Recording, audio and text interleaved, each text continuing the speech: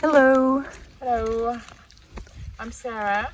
Hello, Sarah. I'm a gardener here at the Château de Rivaux. I've been working here for just over 6 years, and it's really gone past very quickly because it's a really interesting place to work, and there's always a lot happening. And Too much. yeah, and anyway, I've really enjoyed it more and more, I would say. And yeah, I'm one of 4 gardeners here at Rivaux. And how many hectares are you taking care of? Well, together we look after about 6 hectares of gardens. And how would you characterize the garden of Rivaux? Special. What I like about it is that it really has a lot to offer many different types of visitor. So it's a kind of a multi-layered garden. Children can really enjoy themselves here. It's a very relaxed place. For example, you're allowed to walk on the grass, even picnic on the grass. On the other hand, if you're really a plant lover, there's enough to interest you here as well with interesting plants and so on. If you're someone who likes colour and the visual, then there's lots of ideas about how to put plants together to create different effects as well. But I guess if people are walking on the grass, it makes your job a bit harder, right? Not really.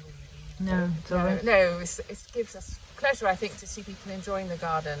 It's motivating because you can see that it brings a lot of pleasure to people, and that gives us even a stronger purpose for our work. So, yeah. And so, what are you doing right now? Well, the job I'm doing right now is I'm dividing irises. So basically, we dig them up every 4 or 5 years because they become like this, really congested, where they grow in a really tight bunch like that. So the idea is to dig them up and split them. So we can probably just begin to take off the irises, and then we prepare them by cutting off some of the old rhizome and reducing the leaf so that the plant can grow again easily, and then just cutting the roots a little bit so it's easy to plant, and that leaves us with a little division a bit like that. And then when we replant them, they will grow really vigorously, and they should flower really well next year already, because the ones that we have here in this sort of like a checkerboard didn't flower so well this year, so that's the sign that it's really time to do this. So that's what I'm doing, 1 square at a time. It's a lot of work. How long is it taking you to do all the irises? Well, I'm tending to spend 2 days on 1 square, but that's also because I'm doing other kinds of work as well at the beginning, at the end of the day. So I'm sort of splitting it over 2 days. Also because once you've dug the iris up, you don't want them to hang around too much in the air to dry out. So I dig them up one day and prepare the soil, and then the next day I plant them, and then that seems to work quite well. And can you tell me more about the collection of irises we have here at Rivaux? Well, there are many different varieties. I think maybe something like 200 varieties of iris. And they're generally like the roses, they're arranged by colour, and I think the most stunning ones really are a kind of a terracotta colour that we have in the main courtyard. Before I came here, I don't think I'd really seen irises quite that colour. They really are a beautiful kind of coppery brown. Obviously we have a lot of white irises, blue irises. And the blue ones are amazing this year, the new ones we have over there. Yeah, we have some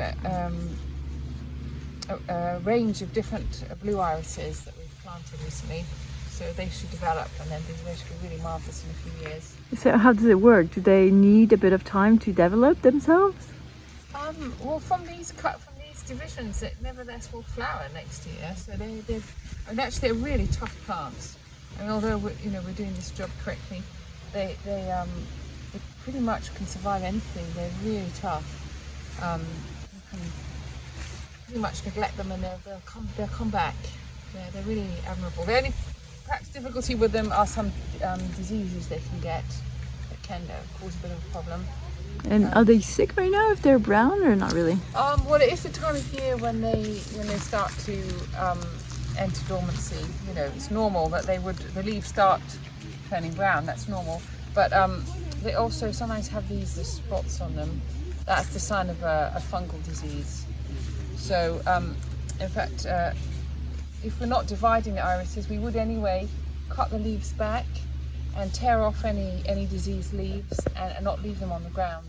And this will reduce the chance of the disease developing the next year.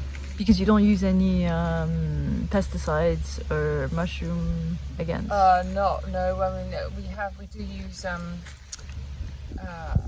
decoction of nettles and ferns. Did you buy or did you make?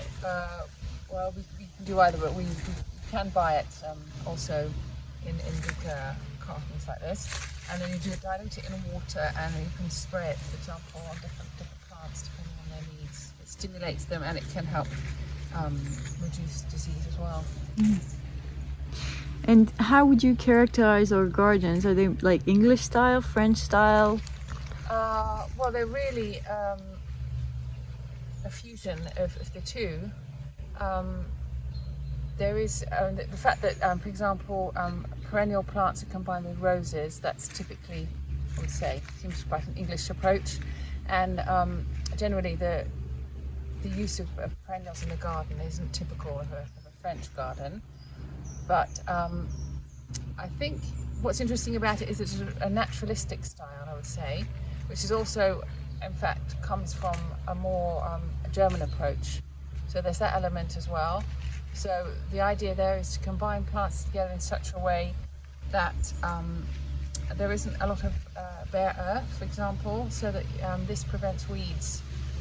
And it gives an impression, although there's a kind of a logic behind it and a lot of thought, it looks very natural and flowing. And that in fact comes from more of a German approach. So it's really a fusion of the best of many different horticultural traditions, really. We are now starting a partnership with Russian Garden at Palais de Langbourg, and this video is for this. And so it will be nice. Maybe we can learn from the Russians also and the art of gardening. That would be absolutely fascinating. I would love to talk to some Russian gardeners. I have no idea what their approach would be, or what kind of plants they grow, how they deal with the climate and so on. It would be really interesting. Obviously, the climate is a bit different. Yes, obviously. Yeah. But I do think they get really warm weather in winter, so in summer, so maybe they can help us cope with droughts and stuff. Actually, yeah. And so I think it's a very good opportunity for us, and we are looking forward to that. I think it's going to be quite fascinating. Yeah. Exchange of plant knowledge. Totally. And yeah. is there anything that you would like to ask them, or?